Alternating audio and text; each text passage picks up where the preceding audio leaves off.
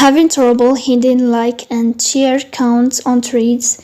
If the option isn't working, the counts remain visible or your privacy preferences aren't being applied correctly. In this video, I will show you how to fix hide like and share counts on Threads app. The first thing you have to do is to go to Threads.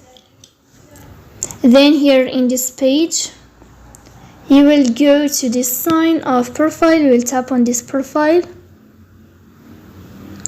After that, you will move to this sign on above. Here. You will tap on this sign. Then you will move to content preferences.